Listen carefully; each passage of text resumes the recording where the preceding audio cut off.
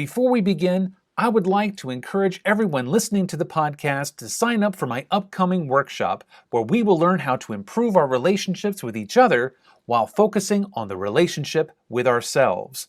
The dowsing protocol is called the Twin Flame Within Restructuring, and the workshop will be held on Saturday, July 30th on Zoom. Registration for the class is only $80, which is a limited time offer for this date only, so if this is something that you want to add to your dowsing practice, please go to vitalbioenergetics.com and register today. And now for today's podcast. Welcome to High Vibes with your host, Bill G. At High Vibes, we're looking into what it means to be a fourth dimensional being in an ever-changing world. We hope that by listening to our podcast, you can feel a greater sense of peace and connection as we collectively raise our energetic vibration to the next level. And now for today's podcast.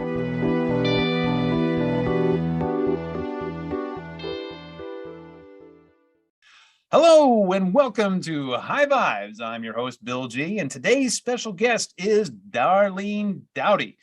She is known as the Multifaceted Shaman. She's in New Hampshire in the Nashua area, and we met at the American Society of Dowsers National Convention. She was one of the vendors in the vendor area, and I was like super intrigued with her dragons and her very cool artifacts and tools. I mean, all things aside, they looked cool, but these were actually tools. These are spirituality tools meant to raise one's vibration and to help ground out energies that are dragging you down to get you to that higher place. And Nina really loved your products. Especially, she purchased one of your wing fans, because what she does is when she's doing acupuncture, she waves the fan over somebody, and in her mind's eye, the acupuncture points that she needs to needle light up like a Christmas tree. And she has a fan of her own that she made out of feathers that we found in the woods. And it works quite well. But then when she used your fan, she said it sparkled like a Christmas tree. So she was so thrilled about that. So Darlene, welcome to the show. Thanks for having me, Bill. I'm really excited to be here. Awesome. So before getting into what you're up to right now, I'm very curious about your journey. What got you to this place where you're making these phenomenal and intricate artifacts? Let us in on that process. I met my now ex-husband, and we bought a piece of land in Barrington, New Hampshire. And when we first I walked through the door of the place. It had been empty for 5 years. It was a dump. And I walked through the back door, and the words that came out of my mouth were, "I'm home." And I was like, wow, that was weird. And my husband then was like, "You haven't even seen the place yet." I said, "I know, that's really strange." I said, "But I'm home." So yada, yada, fast forward a few years, we start clearing some trees. I'm walking out with a friend out in the woods, and there's a stone wall going all the way across the back of the property. And I'm walking out with my friend, and she goes, "Darlene, why is there a white round rock in the stone wall?" And I'm like, "I put it there." And I'm like, "Whoa, not again." Oh, no. So then I got curious, and I had my daughter, and she just turned 21 this week.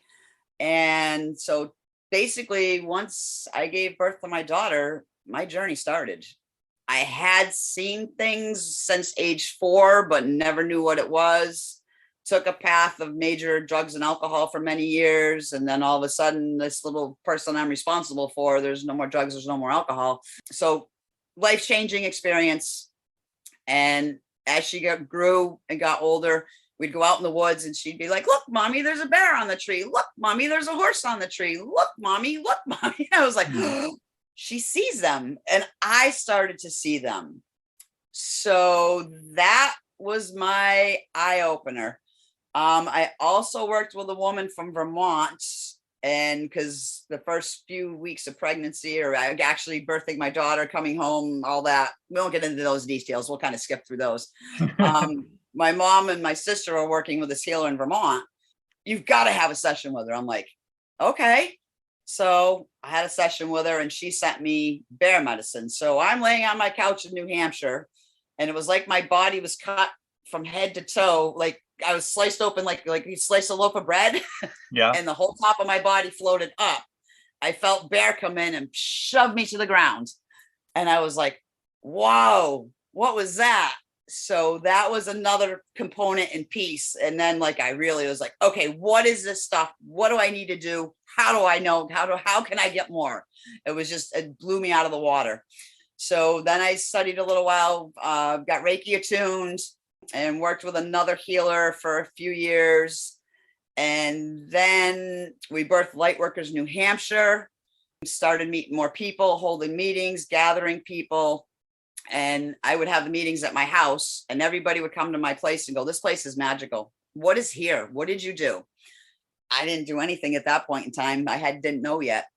So I ended up having several people tell me that there was a grave on my property, and that when I was ready, I would find it.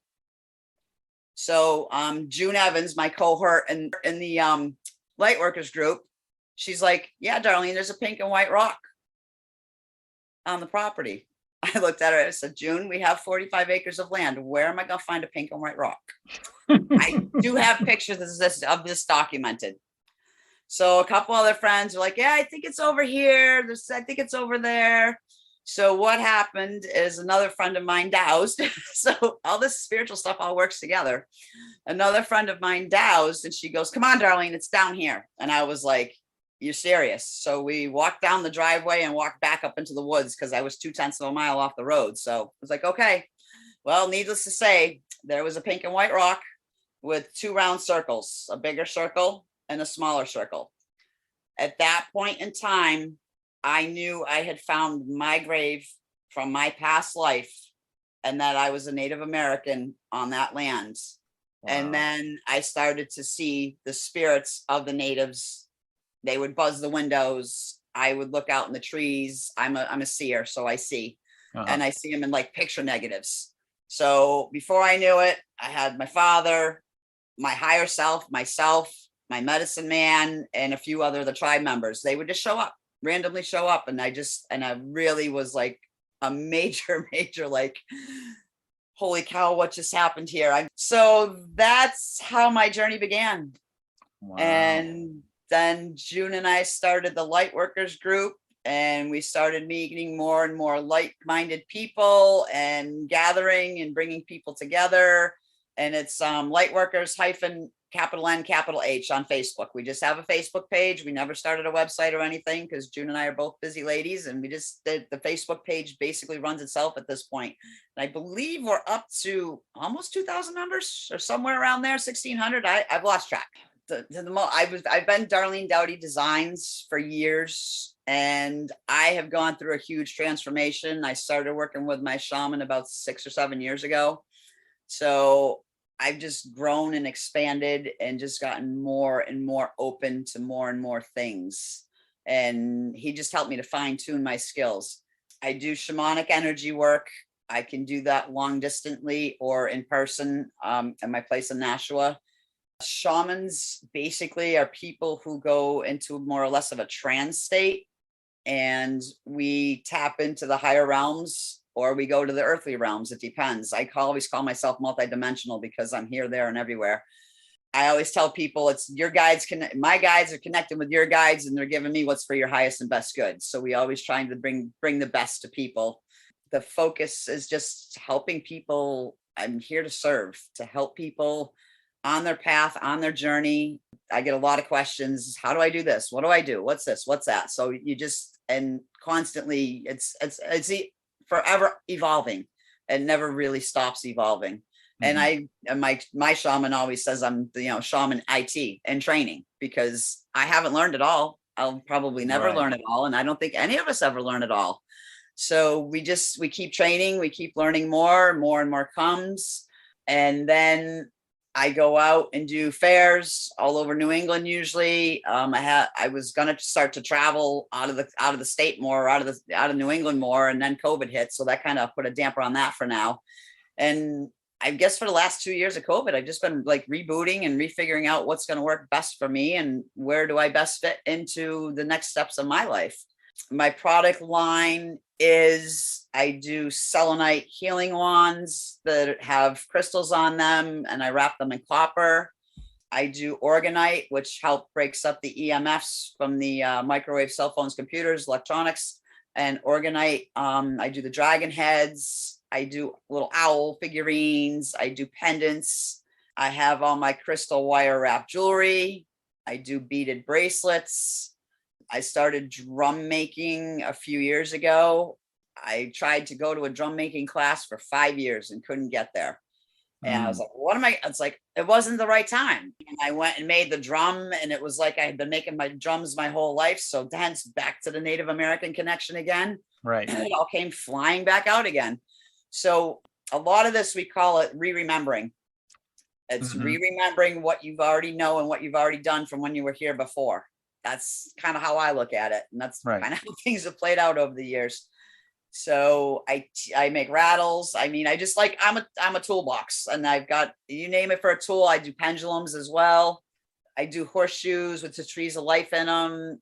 A lot of people have purchased those for like wedding gifts because it's such a unique product. So I try to I don't do what everybody else does. I mean, everybody does certain things. Some of us cross over in the certain product lines. All of my designs have been spirit given. And even my orgonite has a little extra oomph and poof in it because they've told me that, you've got to put that in too. So people will come to my table and go, what's in here? That doesn't feel like that guy's over there. I'm like, yeah, I know. It's spiritually been given to me. They come to me in dreams, visions, whatever, however they need to get the message to me, they get the message to me. And sometimes that's challenging.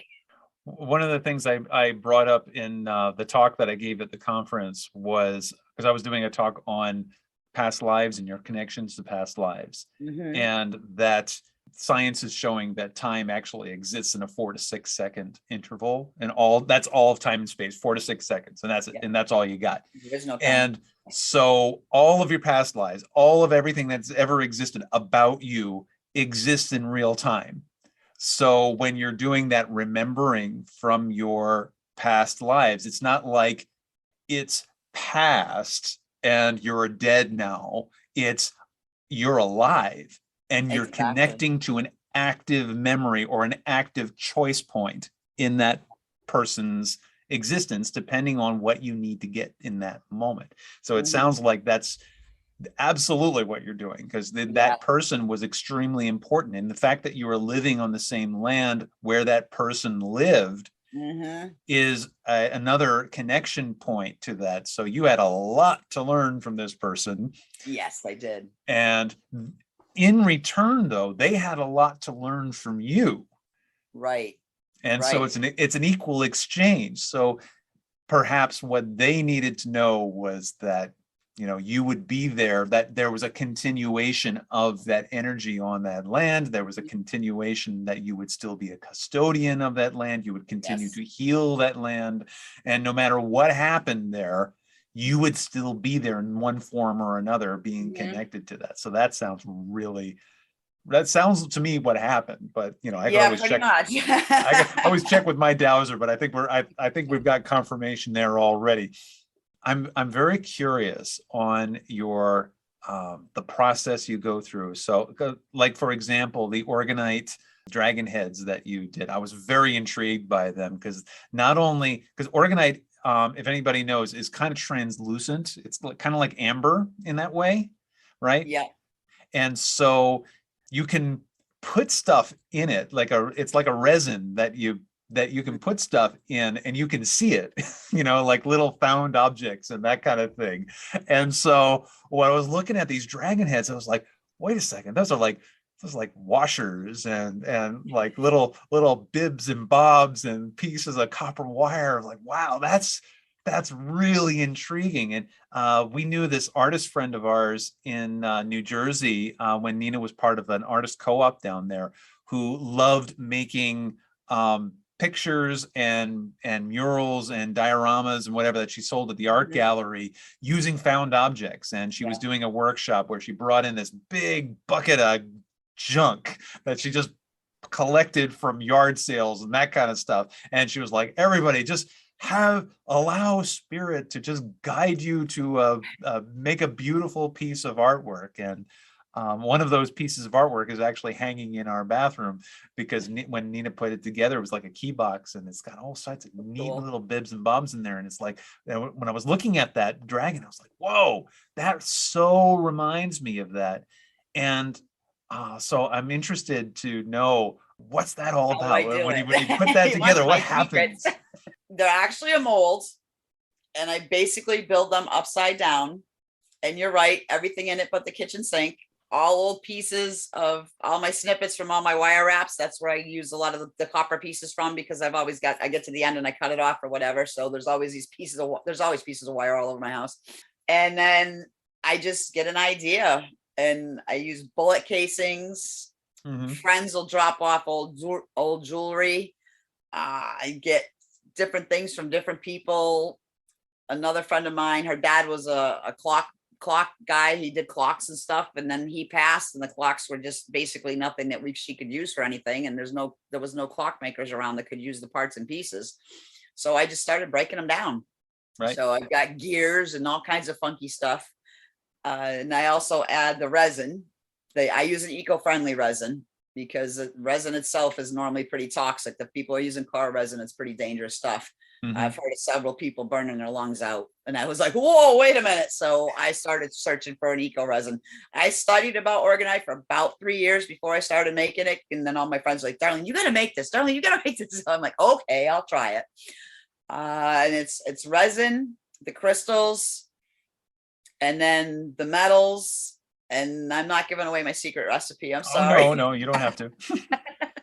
I tell people, but I figure they probably won't remember. And and it has to be, it's other resins that I mix in with it. It's a lot of the ancient herb resins, but you have to be careful not to put too much in, because then it won't set. So I learned that lesson the hard way and threw away a whole tray. Went, oh, that was not good. So lessons learned. And we're here as an experiment. Everything's experimental. Right. Excellent.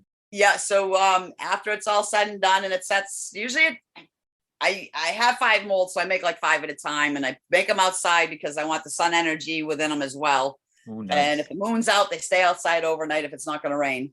And they when I go to pull them out of the molds, I get a name channeled to me. So each one of my dragons has a little name, and where these names come from, that's definitely spirit, because this is stuff I go, what is that? I have to ask. Sometimes I have to ask twice to make sure I've got it right.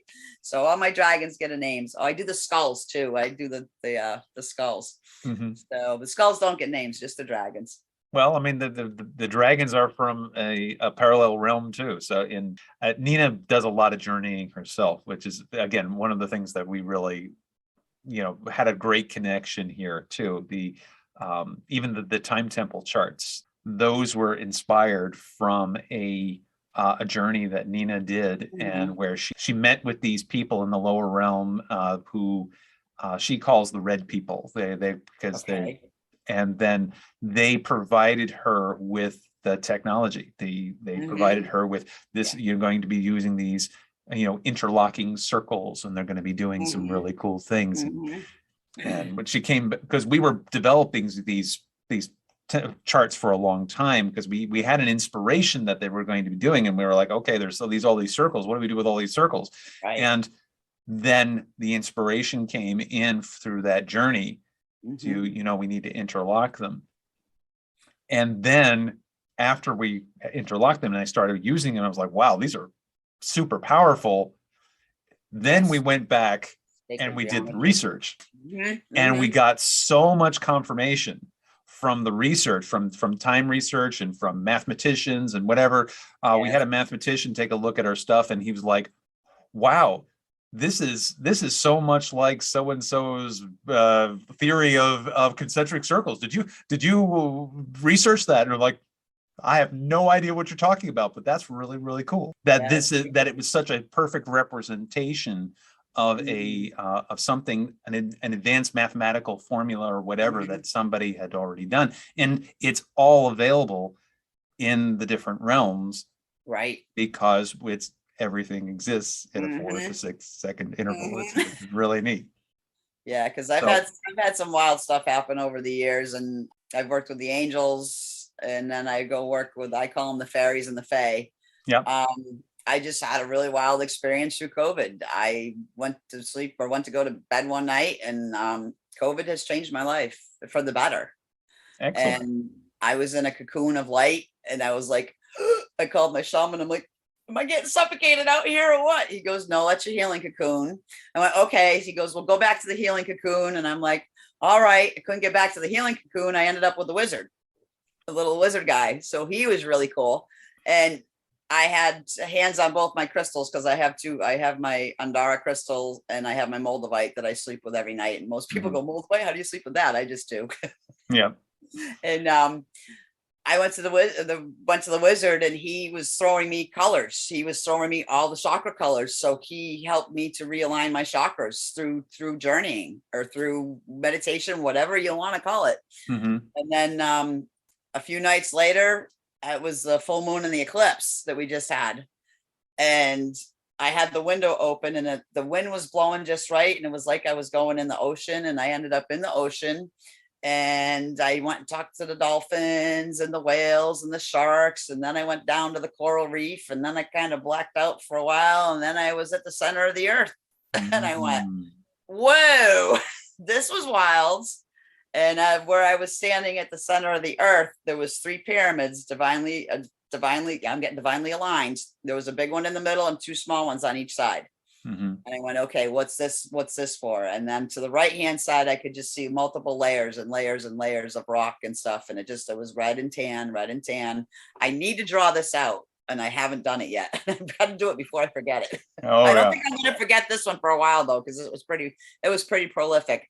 So I've gone from the heavens to the heavens and beyond. I've definitely been in different universes and different galaxies, and I see different things, and then back to the core of the earth. So that was quite the trip.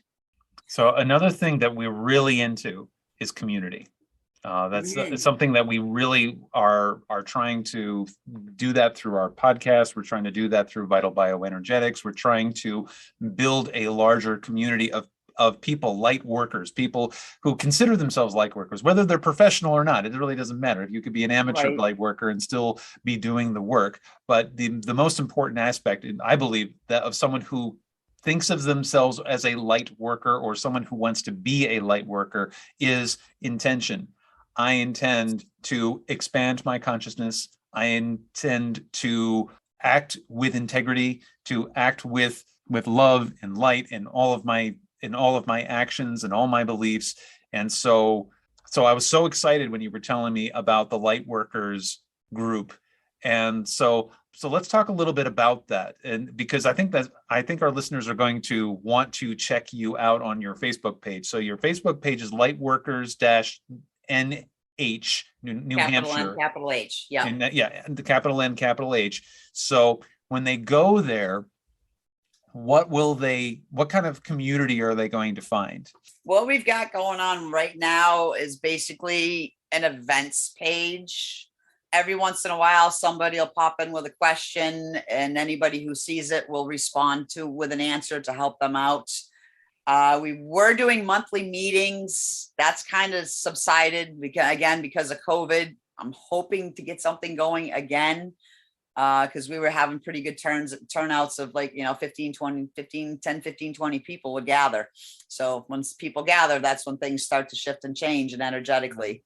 We just, again, June Evans and I started it, and her husband, Jerry, was in spirit, and he's like, build it and they will come. And we sat there for a couple of years. We started this in 2014. So it's been around for a while, and he's like, build it and they will come. And we're like, okay. So went on Facebook, built the page. First time I ever built a Facebook page. Had no clue what I was doing.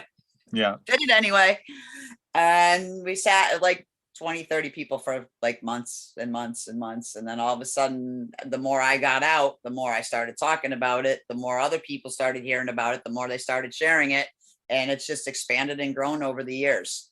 And I think about 90% of the people that are in there are actually people from New Hampshire. Right. And we also have sister groups. We have Maine, we have Massachusetts, we have Connecticut. It's either North or South Carolina, I forget. Florida, Louisiana, and North Dakota, I believe it is. So and the ultimate goal was to have one in every state, and then to have one in every county, and then to have one in every town. I don't know if I'm going to be in existence on this earth again long enough to accomplish that mission, but I pray that I find somebody that has that passion that June and I have had over the years to continue that once we're not here anymore. Right. So I think that could be a really cool thing.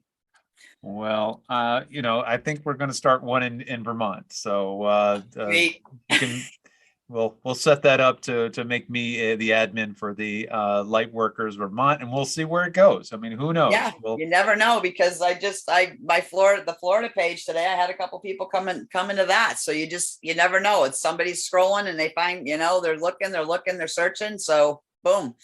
And you have people, and 2 people's a gathering. That's all it takes, is 2 people with an idea for things to just take off, and you just never know where it's going to go.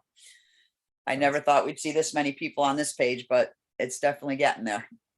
And also, we have to remember that people are waking up, that people are becoming more in touch with this idea of love and compassion, and growing consciously. And it really doesn't matter all of the chaos that's happening in the world, because it's just a symptom of what is passing. And yes, it's going to pass it's going to be kicking and screaming the whole time as it passes, which is fine. It will pass. We don't need to engage it as it is passing. What we need to engage in is community. What we need to engage in is reaching out and touching one another and saying, it's okay. Yeah, it's all okay. And it's only going to get better from here. Intentions, back to the intentions again. Absolutely. And I had one of my teachers along the path of my journey. Best words of advice I ever got from him was, get out of your head and live in your heart. And I was like, well, how do I do that? Because it's like, how do you do that when you don't know, and mind's always doing 100 miles an hour. Right. And it's just coming within yourself and connecting your chakras, and bringing that energy in and connecting in the heart, and not jumping into things that you go, okay, yeah, the brain says, yeah, and the body goes, you kind of get that gut instinct that I always stick by your gut. That's my pendulum. That's what I use. When my gut goes, nope, it's like, okay, nope, this isn't for me. Then when it goes, yes, I'm like, okay, I'm in full force, full bore. So let's do it. But that was a big concept for me to grasp. That was a challenging one for quite a while. And then I got it and went, oh, this is amazing. And I'm pretty much one that lives in the present moment. I'm not living in the past. I book a few things in the future, but I don't get too far ahead of myself. I set it up so I'm there, so I am present when I get there. But being present is another huge part of life. And everybody's so worried, oh my God, look what happened 20 years ago. Well, that was 20 years ago. It's done. It's over. Dump that shit. Sorry. Yeah. Dump it. We don't need it. We got through what we needed to get through, praying that we learned the lessons from what we were supposed to. Right. And if you didn't learn the lessons, then you're going to go back and do it again. Yeah. And another lesson, I come from the school of hard knocks. It took me quite a while to figure things out. But now that I'm on my path and my journey, and everything has shifted and changed, life is different. Right. And we can actually go back and change the energy of those past events also. We can say, okay, well, all right, that was a really bad day. Okay, I get it. It was a bad day. But what did I learn from it? I learned some great stuff. Okay, so let's go back and change the trauma and turn it into a lesson. And that way we take the trauma out of the event, and now we've got something good going. And another thing I find is that I was talking with a client this afternoon, and we had a session, and it's like, we have been so taught to just, as kids, it was sit down and shut up. I'm a kid of the 60s and 70s. So sit down, shut up, sit down, shut up. So you get to the point, and we're talking about the throat chakra, whereas now that we're older, we're like, we're just learning how to speak now. And I'm going to be 57 in a few weeks. And I'm just really now processing emotions. Like, I wasn't allowed to have emotions. I didn't know what emotions were. And now it's like, drop of a hat, I'll start bawling my eyes out. I'm like, what's going on here? This is so not me, because I wasn't allowed to have emotional feelings. So as a kid, you're like, okay, this is, you don't, what we do, what our parents, grandparents, I mean, I know we're growing up in different times, things are completely different, but that stuff is ingrained in your head because your parents are your teachers, your first teachers, the first 3 to 5 years of your life before you really get out and start working with other people and learning things from other people. Right. So that's detrimental time. And I realize it now. I wish I had realized it 21 years ago, because some of the things I do with my daughter, I go, oh, damn, I shouldn't have done that. What do? We go with what we know and what we've learned and what we've been taught. Right. And I think this is another thing that people really don't realize, but you can shift and change all that. We can change anything we want to change. You just have to want it bad enough. So let's talk about how people can find you, because again, your stuff is really, really cool. So I hope that people can have a chance to get out and find you live or on the web or whatever. So let's let people know where to find you. Yes. I'm social media is not my gig, and I know I need to get better at it. I'm getting there. I've just recently divorced as well, so I've been moving a lot in the last 2 years. So this is kind of a whole reboot for me and everything as well. My website is not quite up yet, so I'm gonna work with a couple different people, get some pictures up. Mm-hmm. I want to start doing lives, like on whatever, Facebook lives. Darlene Doughty on Facebook. Multifaceted Shaman. I think I've got that Instagram page up. Okay. I think I've got a couple posts up there. So I'm getting there. It's just, I'm going through a major transformation and major rebirthing myself. So what kind of shows can people expect to find you at? I'm usually at holistic events. I will be at the Barnstable Fair this year in Barnstable, Massachusetts. Mm-hmm. I will be at the Marshfield Fair in Marshfield, Massachusetts. I will be at the Hopkinton Fair in Hopkinton, New Hampshire. And I will be at the Topsfield Fair at the end of September. No, that's like October. That's like the last week of September into October. Columbus Day weekend for the Topsfield Fair. Mm-hmm. And then I will be in Marlborough at the Natural Living Expo. So those are my locations for this year. I'm going to try to get that on my Facebook page. Like I said, I'm going through major transformations right now. So I'm shifting gears from all different places and spaces and making stuff, getting ready for the big events and just going for it and see where life takes me. It's always a lot of fun. I think this is year number 6 or 7 for me for Marlborough, and last year was my best year ever. So I'm hoping to top that again this year. If you want to check out the Lightworkers New Hampshire page, it's on Facebook. Lightworkers -N-H. That way you can find out more about Darlene. You can find more about the group in general, and just ask to join up. And then who knows, you may have found your community there. It's just quite an adventure and quite a journey. So thank you very much. And thank you very much, our listeners, for listening. And we will catch you guys next time. Thank you for listening. For more information about Bill and Nina G, please go to www.vitalbioenergetics.com. See you next time.